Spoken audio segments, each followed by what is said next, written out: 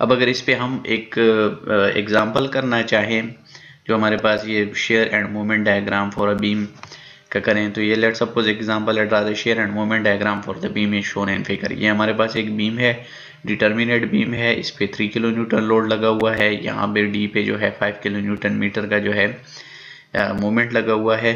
तो इसकी अगर हम shear force bending movement diagram बनाएं तो सबसे पहला स्टेप हमारा होगा रिएक्शंस फाइंड करना। तो रिएक्शंस के लिए हम क्या करते हैं कि किसी भी एक सपोर्ट पे हम summation of movement equal to 0 ले लेते हैं, क्योंकि ये स्टैटिकली डिटर्मिनेट है, तो इस पे स्टैटिक की जो इक्वेशंस है 3 इक्विलिब्रियम इक्वेशन वो सेटिस्फाई होनी चाहिए। तो वो सेटिस्फाई होने के लिए summation movement at point A is equal to 0, anti clockwise movement को हमने पॉजिटिव ले लिया। यहाँ पे अगर हम मूवमेंट को इक्वल टू 0 ले लें तो हमारे पास जितने भी फोर्सेस हैं जिसका परपेंडिकुलर डिस्टेंस बन रहा है, तो उसकी वजह से मूवमेंट काज होगी। ये जो 3 है इसका परपेंडिकुलर डिस्टेंस 3 है, और इसकी वजह से जो मूवमेंट काज होगी वो हमारे पास क्लॉकवाइज काज होगी, तो -3 मल्टीप्लाई बाय 3। ये हमारे पास एक्सटर्नल मूवमेंट लगी हुई है क्लॉकवाइज की, तो -5 हो गया। और यहाँ पे हमारे पास जो रिएक्शन आएगा अपवर्ड रिएक्शन RB, तो उसकी वजह से जो मूवमेंट काज होगी वो हमारे पास एंटी क्लॉकवाइज, तो पॉजिटिव RB इंटू डिस्टेंस, ये 3 + 1.5 + 1.5 6। यहाँ से हम इसको सिंप्लीफाई करेंगे, RB की वैल्यू निकालेंगे तो वो हमारे पास 2.33 किलो न्यूटन। अब सेकंड रिएक्शन फाइंड करने के लिए आप summation movement at point B भी ले सकते हैं, तो RA फाइंड हो जाएगा, लेकिन सिंपल तरीका ये है कि आप summation FY is equal to 0 ले लें तो आपके पास इजीली फाइंड आउट हो जाएगा। Summation FY is equal to 0, upward force is positive, तो अपवर्ड हमारे पास एक यहाँ पे रिएक्शन RA है, एक यहाँ पे रिएक्शन RB है, और एक डाउनवर्ड 3 है। तो RA + RB -3 is equal to 0, या 3 को दूसरी साइड पे ले जाके तो +3 हो जाएगा। RA इज इक्वल टू 3 - 2.33, तो RA की वैल्यू हमारे पास आ गई 0.67 किलो न्यूटन। तो ये तो हो गए रिएक्शन। अब शेयर फोर्स डायग्राम और बेंडिंग मूवमेंट डायग्राम बनाने के लिए हम क्या करेंगे कि एक हमारा ये जो तरीका है वो हम क्या करते हैं कि सेक्शन काटते हैं एट अ डिस्टेंस x। ये x हम क्यों काटते हैं, क्योंकि हमारे पास कोई भी बीम हो तो उसमें एक ख़ास डिस्टेंस तक शेयर फोर्स और बेंडिंग मूवमेंट की वैल्यू सेम रहती है या वेरी नहीं होती, या स्लोप जो है उसका सेम रहता है, और उस डिस्टेंस के बाद लोडिंग की चेंज होने की वजह से हमारे पास शेयर फोर्स में चेंज आता है, और उस शेयर फोर्स की चेंज की वजह से हमारे पास बेंडिंग मूवमेंट में चेंज आता है। तो हमने पहला जो है eight a distance segment AC लिया, यानी A से लेके C तक, यहाँ A से लेके C तक हमने सेगमेंट लिया, क्योंकि अगर आप देखें यहाँ पे सिर्फ आपका ये वर्टिकल जो रिएक्शन है ये होगा, इसके बाद C तक कोई चेंजेस नहीं है लोडिंग में, तो इसकी वजह से इसके लिए जो हमारे पास शेयर और मूवमेंट की इक्वेशन बनेगी वो C तक सेम होगी। C के बाद अगर आगे हम जाएंगे तो 3 किलो न्यूटन ऐड होगा, तो इसकी वजह से चेंजेस आएंगी। तो यहाँ पे अगर हम एक सेक्शन x काटें तो यहाँ पे शेयर भी हमारे पास होगा और मोमेंट भी हमारे पास आ गई, जो कि हमने इंटरनल लोडिंग का जिक्र पहले भी किया। तो यहाँ पे अगर हम समेशन शेयर के लिए हम क्या करेंगे कि VAC यानी summation FY is equal to 0 लेंगे, तो हम अगर देखें तो VAC downward -VAC + 0.67 is equal to 0। तो यहाँ पे हमारे पास जो VAC है वो 0.67 किलो न्यूटन की इक्वल होगा, और MAC जो है अगर इसको हम देखें तो ये हमारे पास एक ही लोड है जिसका परपेंडिकुलर डिस्टेंस x है, तो 0.67 इंटू x, तो MAC हमारा इक्वल होगा 0.67 multiply by this distance x। अब for x is equal to 0, अगर x की वैल्यू हम 0 लगाएं तो हमारे पास VAC तो 0.67 आएगा, क्योंकि वो ऑलरेडी यहाँ पे 0.67 है, और MAC जो है वो भी हमारे पास 0.67 नहीं बल्कि यहाँ पे हमारे पास MAC की वैल्यू 0 आएगी। For x is equal to 3, अगर x की वैल्यू हम, क्योंकि ये 0 से लेके 3 तक है, मैक्सिमम यहाँ तक अगर देखना चाहें तो शेयर फोर्स की तो वही वैल्यू रहेगी 0.67, और बेंडिंग मोमेंट की वैल्यू हमारे पास 0.67 मल्टीप्लाई बाय x का डिस्टेंस 3 है, तो यहाँ पे 2.01, 0.67 मल्टीप्लाई बाय 3 2.01 आ जाता है। फिर सेगमेंट CD को अगर हम देखें, यानी ये सेगमेंट CD, इसके लिए अगर हम देखें तो हमारे पास सेक्शन कहाँ कट जाएगा, ये D से यहाँ तक हमारे पास ये सेक्शन कट जाएगा। तो जब ये सेक्शन कटेगा तो इसमें ये हमारे पास 3 भी इंक्लूड हो जाएगा, यानी पहले यहाँ तक था, फिर हम इससे आगे CD तक गए तो हमारे पास 3 भी इंक्लूड हो गया।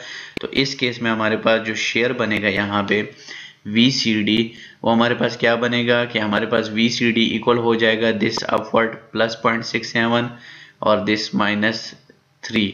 तो प्लस 0.67 -3 हमारे पास -2.33 किलो न्यूटन आ जाएगा। और MCD हमारे पास 0.67 multiply by this distance x, 0.67 multiply bye x, और इस 3 की वजह से हमारे पास, क्योंकि इस 3 की वजह से हमारे पास दिस 3 मल्टीप्लाई बाय डिस्टेंस, तो ये टोटल x है, तो x से ये 3 माइनस कर दें तो हमारे पास ये परपेंडिकुलर डिस्टेंस बच जाएगा। तो ये हमारे पास x -3 हो जाएगा। अब ये सेगमेंट अगर हम देखें, CD सेगमेंट हमारे पास x = 3 से स्टार्ट हो रहा है और 4.5 तक है।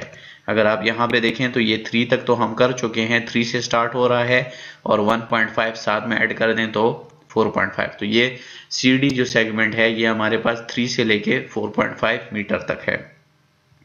तो फॉर x = 3 VCD हमारे पास क्या हो जाएगा, वो 2.33, तो वो -2.33 रहेगा। MCD जो है 3 के लिए क्या होगा, x की वैल्यू अगर 3 पुट करें, यहाँ 0.67 x है तो इस पे x की जगह 3 आ जाएगा और यहाँ पे 3 आ जाएगा। 3 - 3 = 0, तो 0 3 से मल्टीप्लाई होकर 0 हो जाएगा। सिर्फ 0.67 x आ जाएगा जो कि 2.01 आ जाएगा, जो कि पिछले सेक्शन में भी हमारे पास वहाँ पे 2.01 था। फॉर x = 4.5 करेंगे तो VCD तो हमारे पास वही रहेगा, क्योंकि ये हमारे पास वैल्यू है, यहाँ पे x है ही नहीं। MCD में x है तो जहाँ जहाँ x है वहाँ पे 4.5 पुट करें तो हमारे पास MCD की वैल्यू आ गई -1.49। फिर नेक्स्ट सेगमेंट हमारा DB है, ये DB सेगमेंट अगर हम देखें तो हमारे पास 3 + 1.5, 4.5 से स्टार्ट हो रहा है प्लस 1.5 यानी 6 तक, 4.5 से स्टार्ट होके 6 है।